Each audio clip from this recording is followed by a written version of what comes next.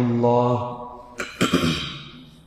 கண்ணியத்திற்குரிய அல்லாஹின் அடியார்களே, நபி ஸல்லல்லாஹு அலைஹி வஸல்லம் அவர்களின் 10 ஆண்டு கால மதீனத்து வாழ்க்கை என்ற தலைப்பில் 4வது தினமாக நாம் அந்த தலைப்பிற்குள் செல்வதற்கு முன்னால் சில முன்னுரை விஷயத்தை ஆழமாக புரிந்து கொண்டால்தான் நபி ஸல்லல்லாஹு அலைஹி வஸல்லம் அவர்களுடைய அந்த 10 ஆண்டு கால வாழ்க்கை நமக்கு தெளிவாக புரிய வரும். நபி ஸல்லல்லாஹு அலைஹி வஸல்லம் அவர்களின் சிறப்பை 2 நாட்களாக நாம் பார்த்தோம். பின்பு நேற்றைய தினம் லா இலாஹ இல்லல்லாஹ் முஹம்மதுர் ரசூலுல்லாஹ் என்ற இந்த கலிமா நமக்கு எதை புரிய வைக்கின்றது, எப்படி அதனுடைய பொருளை நாம் விளங்க வேண்டும் என்பதில் லா இலாஹ இல்லல்லாஹ் என்ற பதத்திற்கு ஒரு சில விளக்கத்தை கொண்டு நாம் புரிந்து கொண்டோம்.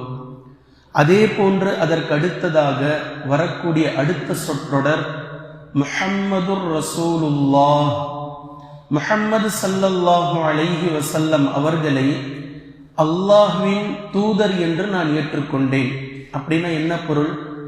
வெறுமனே முஹம்மத் இறைவனின் தூதர் என்று ஏற்றுக்கொள்வதோடு அது முடிந்து போகவில்லை. ஒரு தூதர் என்ன சொல்லுவாரோ, ஒரு தூதர் என்ன செய்வாரோ, அது போன்ற எல்லா விஷயத்திற்கும் அவரோடு நான் உடன்படுகின்றேன் என்பது பொருள். ஒரு ரசூலுல்லாஹ் என்ன செய்வார்? அல்லாஹின் புறத்திலிருந்து சட்டங்களை கொண்டு வருவார். ஒரு ரசூலுல்லாஹ் என்ன செய்வார்? அல்லாஹ் இதைத்தான் சொல்கின்றான், இதை நீங்கள் செய்யுங்கள் என்று நமக்கு கட்டளையிடுவார். ஒரு ரசூலுல்லாஹ் என்ன செய்வார்? அல்லாஹும்ம ஸல்லி அலா முஹம்மத், அல்லாஹ் இதை உங்களிடமிருந்து தடுக்கின்றான் என்று தடுப்பார். அப்படி என்றால் ரசூல் ஸல்லல்லாஹு அலைஹி வஸல்லம் அவர்கள் சட்டமாக எதை நமக்கு சொல்லித் தருகின்றார்களோ அதை முழு மனதாக ஏற்று அதை செயல்படுத்தி அதன் மீது நாம் நடைமுறையில் இருக்க வேண்டும்.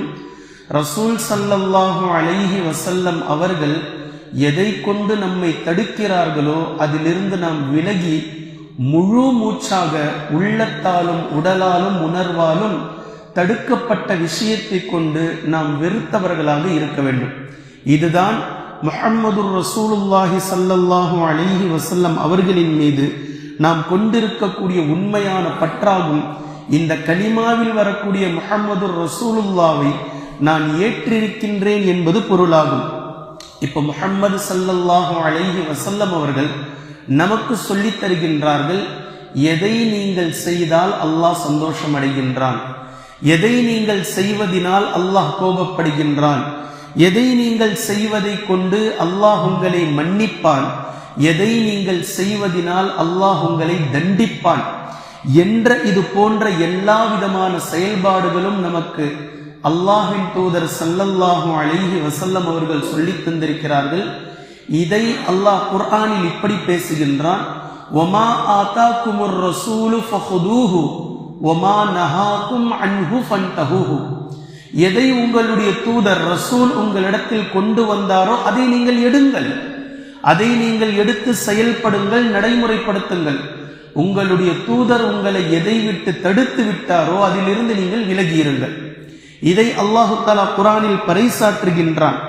இப்படி நாம் செய்வதின் மூலமாகத்தான் லா இலாஹ இல்லல்லாஹ் முஹம்மதுர் ரசூலுல்லாஹ் என்ற கலிமாவை முழுவதுமாக நாம் சொல்லியதற்கு சான்றாக நாம் ஆவோம். கண்ணியத்திற்குரிய அல்லாஹ்வின் அடியார்களே, இதை முழு மூச்சாக நாம் உள்ளத்தில் சொல்லும் போது இந்த வாழ்க்கை அல்லாஹ் கொடுத்தது என்ற எண்ணம் நமக்கு இருக்க வேண்டும்.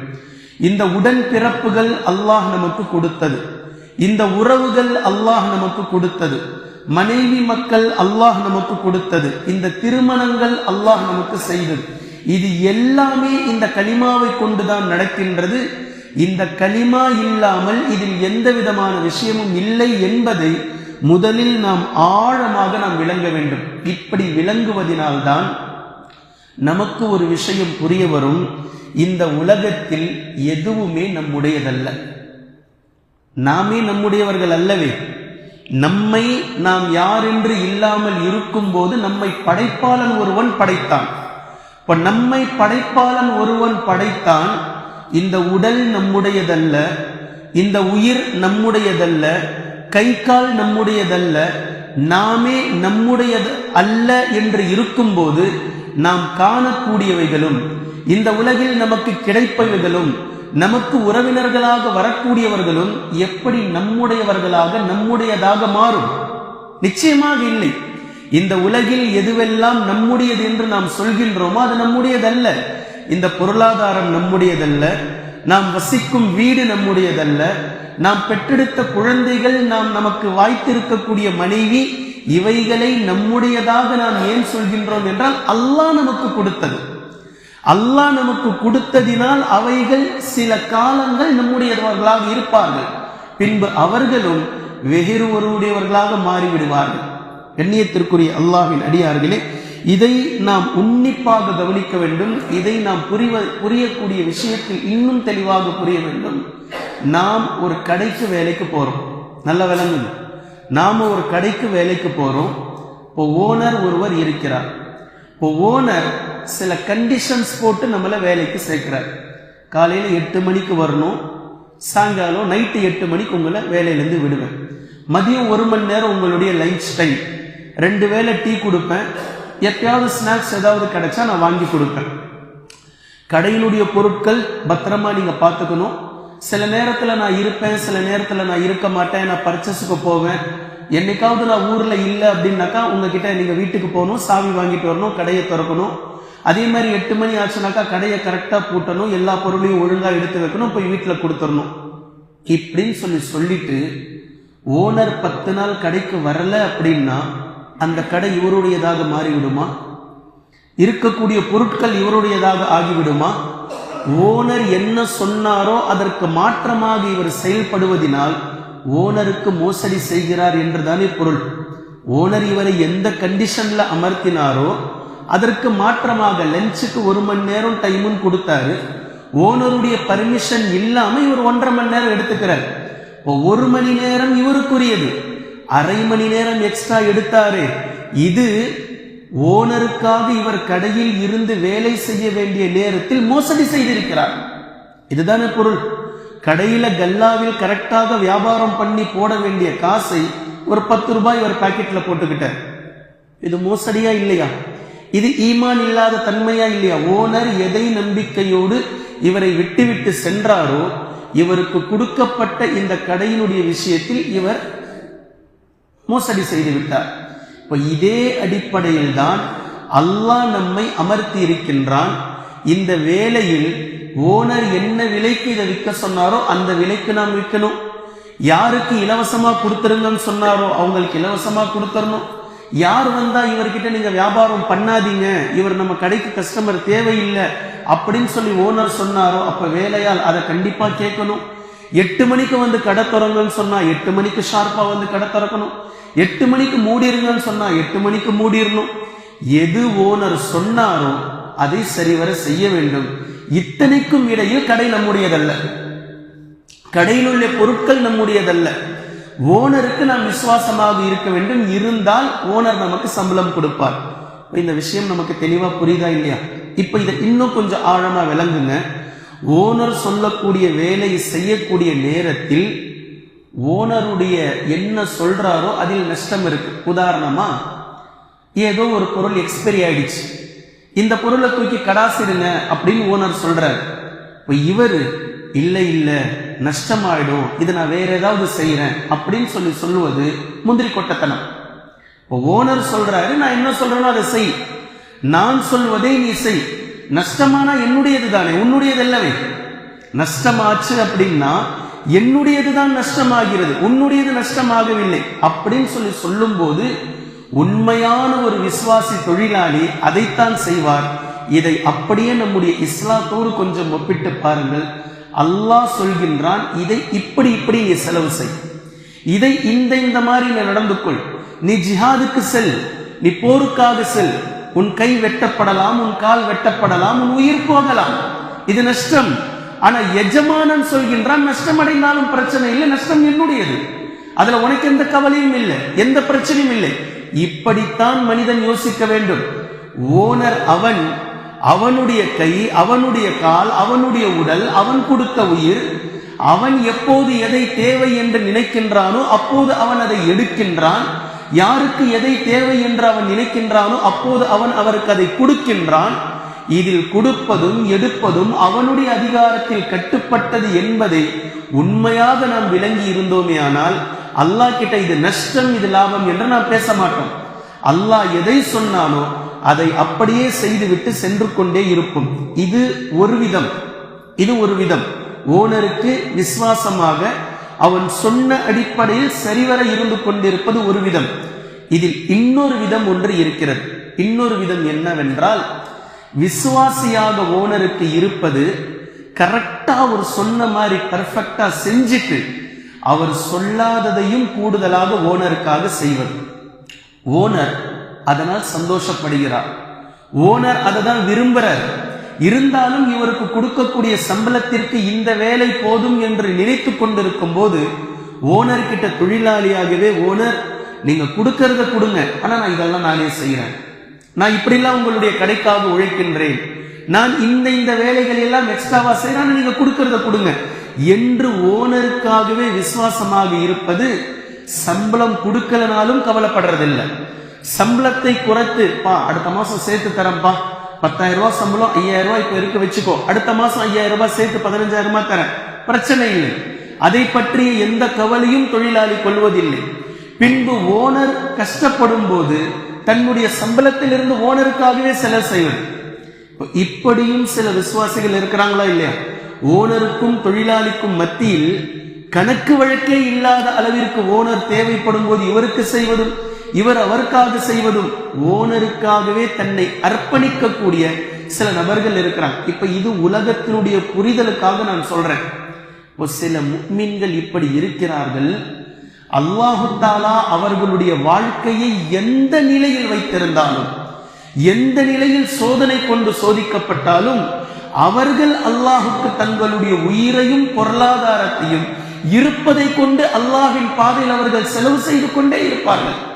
எனக்கு 10 ரூபாய் தான் சம்பளம், நான் கொடுக்க வேண்டியதில்லை என்று அவர்கள் இருக்க மாட்டார்கள். அதிலிருந்து 2 ரூபாய் சதப்பா.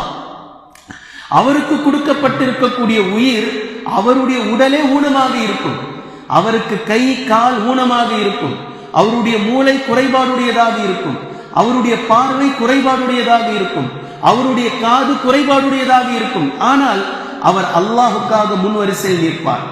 அல்லாஹ் என்னை குறைப்படுத்தி இருந்தாலும், என்னுடைய வாழ்வில் அல்லாஹு தஆலா எனக்கு ஏனைய மக்களை போன்று கொடுக்காமல் வசதி வாய்ப்பில் குறைத்திருந்தாலும் நான் அல்லாஹுக்காக செய்வதில் எந்தவித குறையும் வைக்க மாட்டேன். நான் அல்லாஹுக்காக செய்து கொண்டே இருப்பேன். இதை அல்லாஹ் பேசுறான் குர்ஆன்ல. எப்படி பேசுறான் தெரியுமா? இன்னல்லாஹ அஷ்தரா மினல் முஃமினீன அன்ஃபுஸஹும் வ அம்வாலஹும் பிஅன்ன லஹுமுல் ஜன்னah. சிலர்களுடைய பொருள்களையும் இவர்களை முஃமின்னு அல்லாஹ் சொல்லிட்டான். முதல்ல அல்லாஹ் சில முஃமின்களிடத்தில் அவர்களுடைய பொருளாதாரத்தையும் அவர்களுடைய உயிரையும் விலைக்கு வாங்கி கொண்டான். அல்லாஹ் விலைக்கு வாங்கிக்கிட்டான். நம்மளுடைய பொருளாதாரம், நம்மளுடைய உயிர் நாமே பரிதவித்துக் கொண்டிருக்கும் போதும் கூட அவர்கள் அல்லாஹுக்காக செய்து கொண்டிருப்பார்கள்.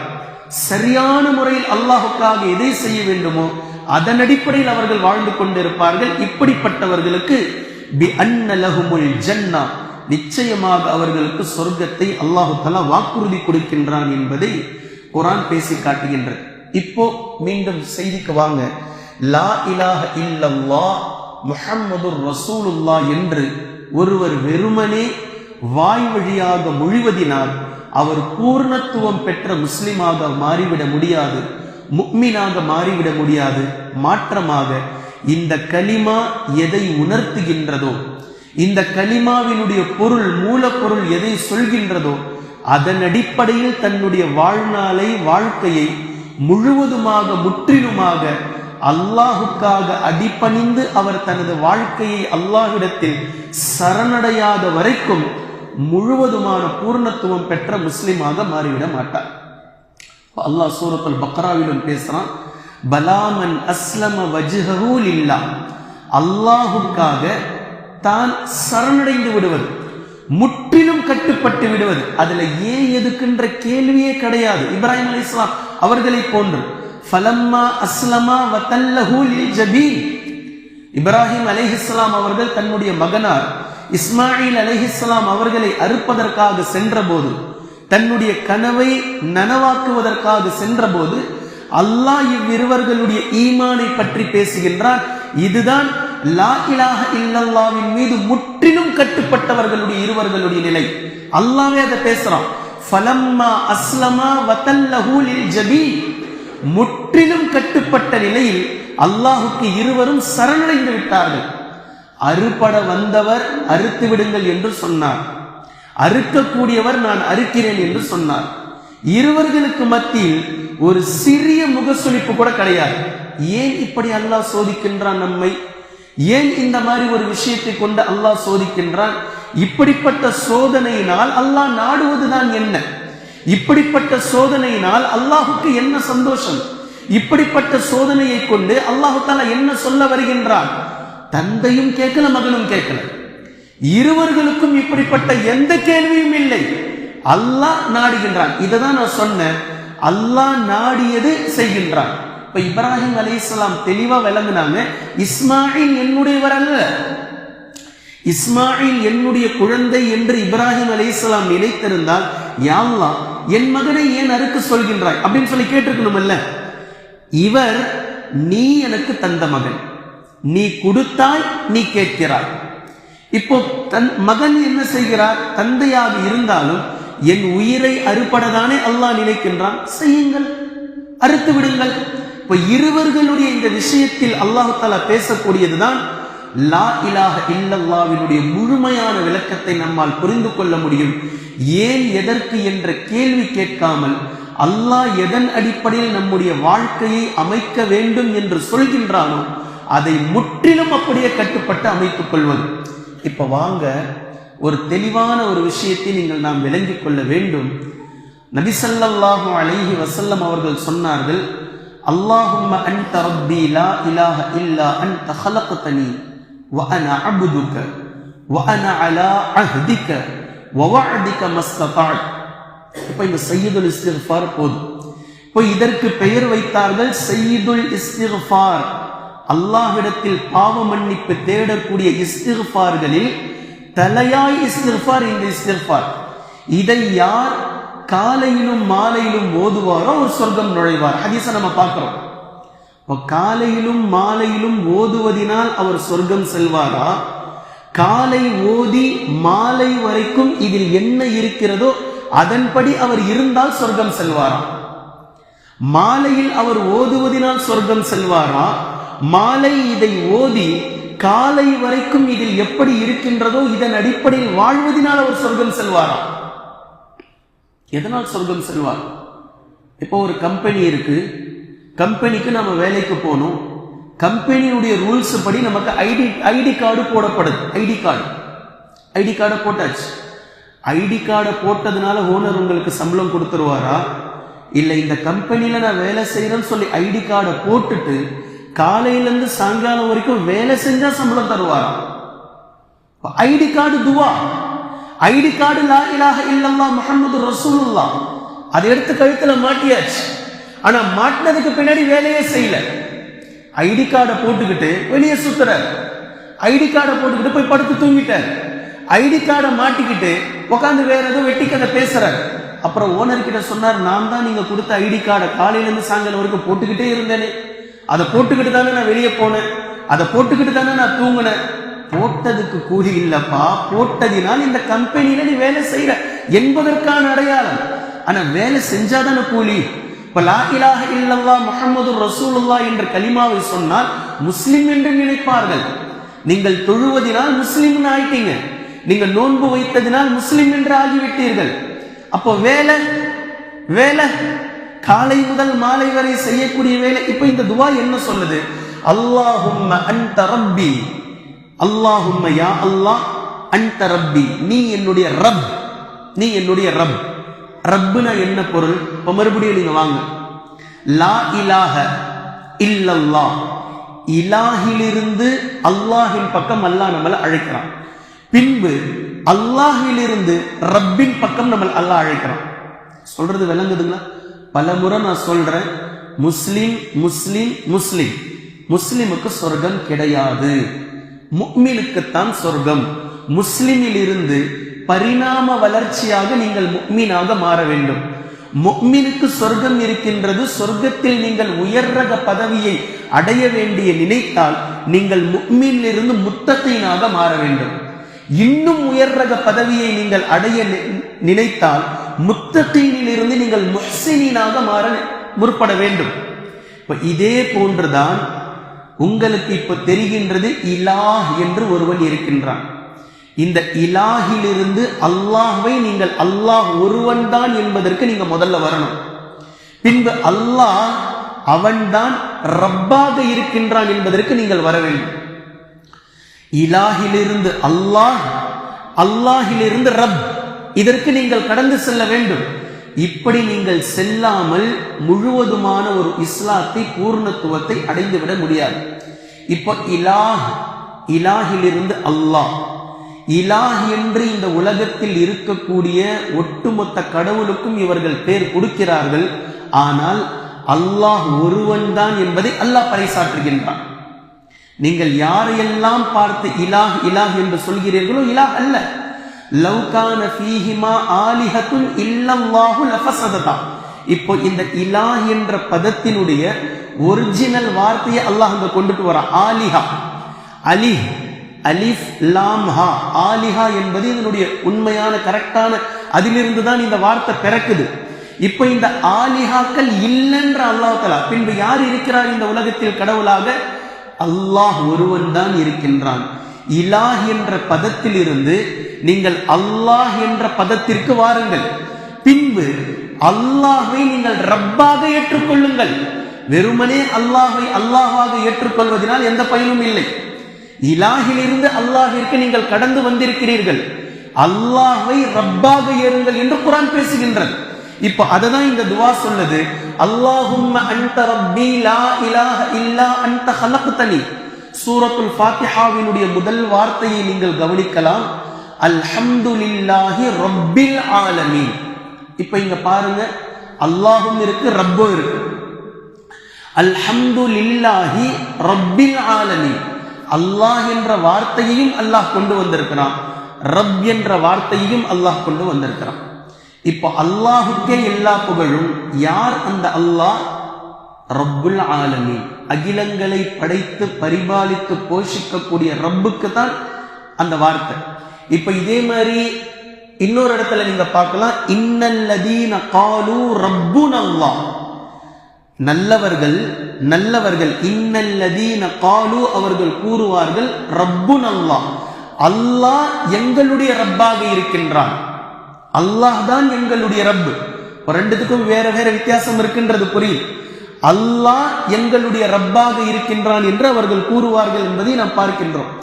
இதே போன்று யூதர்கள் முஹம்மது நபி ஸல்லல்லாஹு அலைஹி வஸல்லம் அவர்களை தூதராக மறுத்துவிட்டு, இவர் அரபியிலிருந்து வந்திருக்கிறார், இவரை நாங்கள் தூதராக ஏற்க மாட்டோம், உண்மையில் தூதராக வந்திருக்க வேண்டுமானால் யூத இனத்திலிருந்து வந்திருக்க வேண்டும் என்று மதீனாவில் யூதர்கள் பேசினாங்க.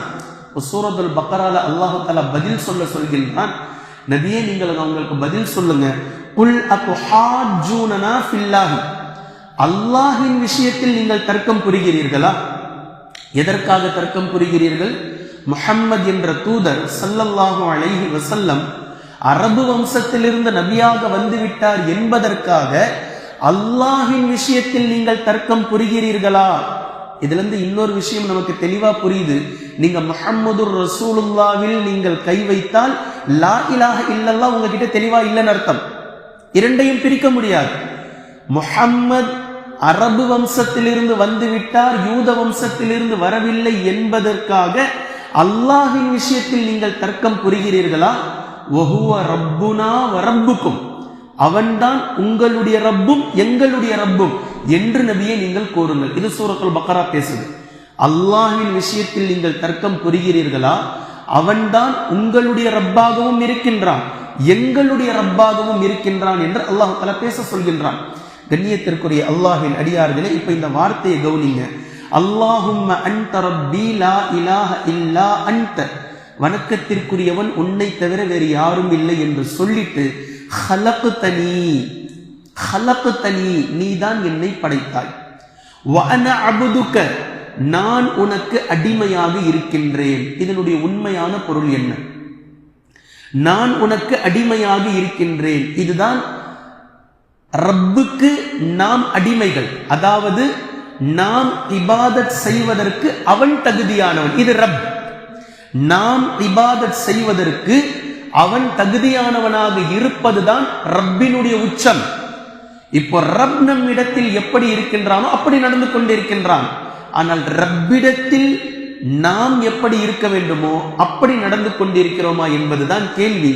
ஆனால் இந்த துஆவில் நாம் சொல்கின்றோம், சய்யதுல் இஸ்திக்ஃபாரில் சொல்கின்றோம், வஅன அபுதுக, நான் உன்னுடைய அடிமையாக இருக்கின்றேன், அப்தாக இருக்கின்றேன்.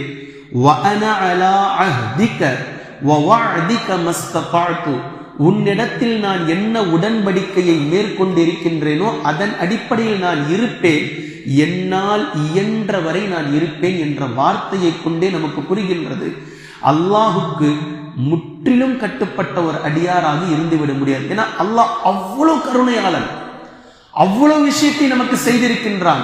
ஒரு அடிமையிடத்திலிருந்து அல்லாஹ் எதை எதிர்பார்க்கின்றானோ அது போன்ற ஒரு அடிமையாக நாம் இருப்பதற்கு முயற்சி செய்யலாம், முயற்சி செய்ய வேண்டும்.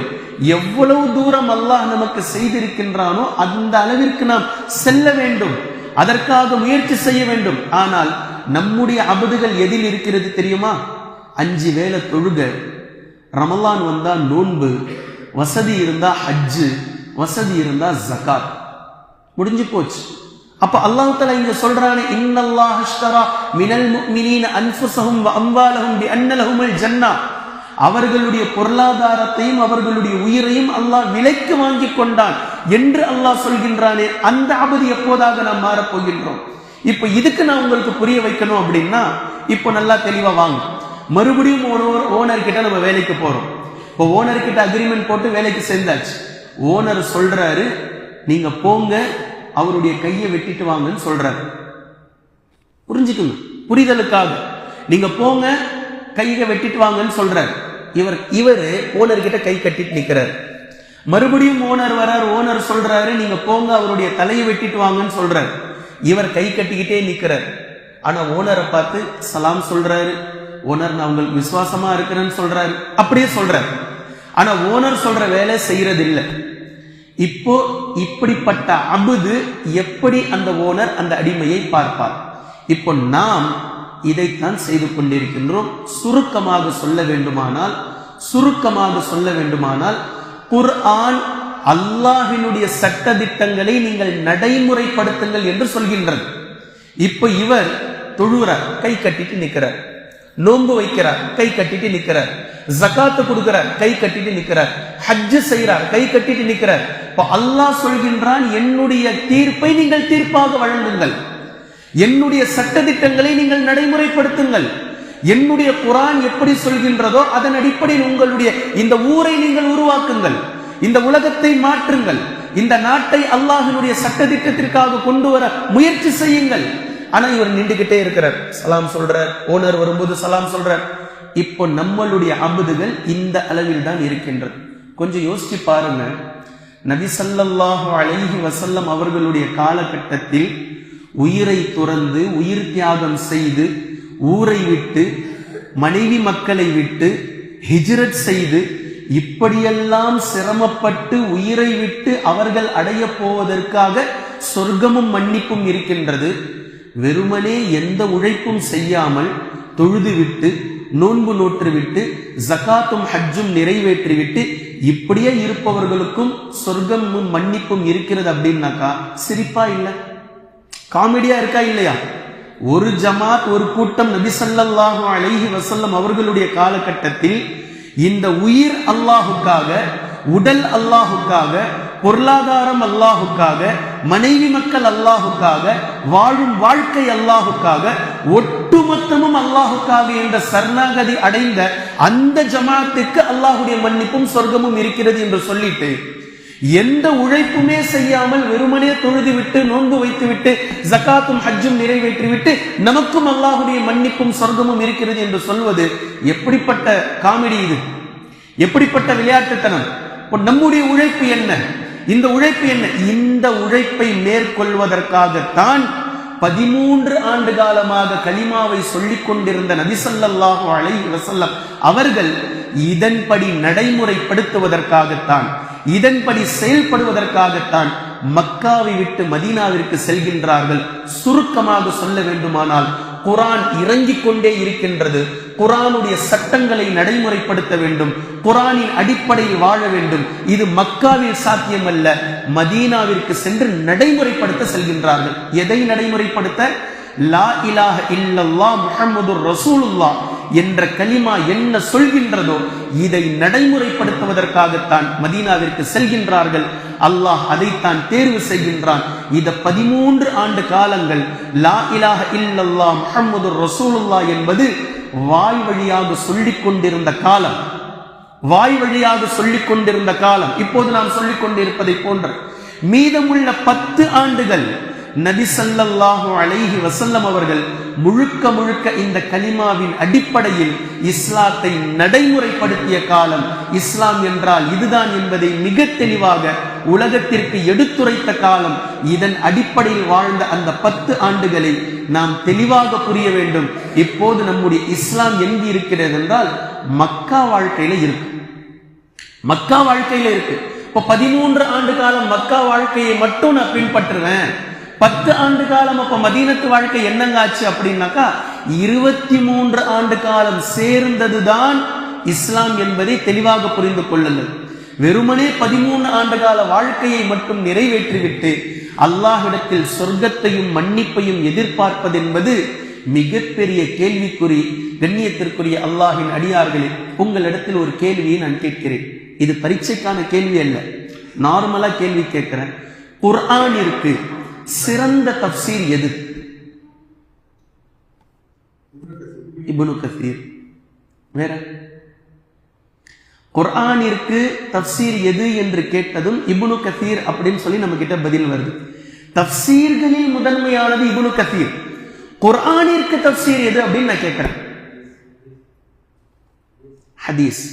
குர்ஆனிற்கு தஃப்சீர் ஹதீஸ் அப்படின்னு சொல்லிட்டு ஒரு பதில், கிட்டத்தட்ட 50%. ஒரே வார்த்தையில் நான் சொல்ல வேண்டுமானால் குர்ஆனிற்கு தஃப்சீர் நபி ஸல்லல்லாஹு அலைஹி வஸல்லம் அவர்களுடைய 23 ஆண்டு கால வாழ்க்கை. இதைவிட பெஸ்டான தஃப்சீர் உலகத்தில் எதுவுமே கிடையாது. குர்ஆனிற்கு எந்த வசனம் உங்களுக்கு விளங்கவில்லையோ புரியவில்லையோ நீங்க நேரடியா நபி ஸல்லல்லாஹு அலைஹி வஸல்லம் அவர்களுடைய 23 ஆண்டு கால வாழ்க்கையை புரட்டினால் அதற்கான விடை கிடைத்துவிடும். ஆகச் சிறந்த தஃப்சீர் நபி ஸல்லல்லாஹு அலைஹி வஸல்லம் அவர்களுடைய 23 ஆண்டு கால வாழ்க்கை. இதை படித்தால் குர்ஆன் புரிய வரும். குர்ஆனிற்கு விளக்கம் நபி ஸல்லல்லாஹு அலைஹி வஸல்லம் அவர்களுடைய 23 ஆண்டு கால வாழ்க்கையில் இருக்கின்றது. எனவே கண்ணியத்திற்குரிய அல்லாஹ்வின் அடியார்களே, திட்டவட்டமாக சூரத்துல் அன்ஃபால் இது போன்ற சூறாக்களை எல்லாம் தெளிவாக புரிய வேண்டுமானால் மதீனத்து வாழ்க்கையை தொடாமல் புரிந்து கொள்ளாமல் சூரத்துல் அன்ஃபாலிற்கு விளக்கமே நம்மால் கொடுக்க முடியாது. இப்போ குர்ஆனிற்கு மிக தெளிவான தஃப்சீர் நபி ஸல்லல்லாஹு அலைஹி வஸல்லம் அவர்களுடைய 23 ஆண்டு கால வாழ்க்கை தான் அழகான முழுமையான தெல்ல தெளிவான தஃப்சீர் என்பதை நாம் புரிந்து கொள்ள வேண்டும். எனவே மதீனத்து வாழ்க்கை எதற்கு என்ற ஒரு முன்னோட்டத்தை இந்த 4 நாட்களில் நான் உங்களுக்கு முன்னால் வைத்திருக்கின்றேன். இன்ஷா அல்லாஹ் உங்களுக்கு ஓரளவு புரிந்திருக்கும். லா இலாஹ இல்லல்லாஹ் முஹம்மதுர் ரசூலுல்லாஹ் என்று சொன்னது 13 ஆண்டுகள். லா இலாஹ இல்லல்லாஹ் முஹம்மதுர் ரசூலுல்லாஹ் என்றால் என்ன என்பது வாழ்ந்து காட்டியது மீதமுள்ள 10 ஆண்டுகள். இந்த 23 ஆண்டு காலமும் சேர்ந்ததுதான் இஸ்லாம் குர்ஆனுடைய ஒட்டுமொத்தம் என்பதை நாம் தெளிவாக விளங்கிக் கொள்ள வேண்டும். அல்லாஹ் தஆலா நபி ஸல்லல்லாஹு அலைஹி வஸல்லம் அவர்களை கொண்டு இந்த மார்க்கத்தை எவ்வளவு தெளிவாக 23 ஆண்டுகளில் நமக்கு கற்றுக் கொடுத்தானோ அதன் அடிப்படையில் முழுவதுமாக வாழக்கூடிய நன்மக்களுடைய பட்டியலில் அல்லாஹ் நம்மை சேர்ப்பானாக. குர்ஆனையும் ஹதீஸையும் தெளிவாக விளங்கக்கூடிய நன்மக்களாகவும் அதை நடைமுறைப்படுத்தக்கூடிய மக்களாகவும் அல்லாஹ் நம்மை ஆக்குவானாக. சுப்ஹானல்லாஹும்ம வ பிஹம்திக அஷ்ஹது அல்லா இலாஹ இல்லா அன்த அஸ்தக்ஃபிருக வ அத்தூபு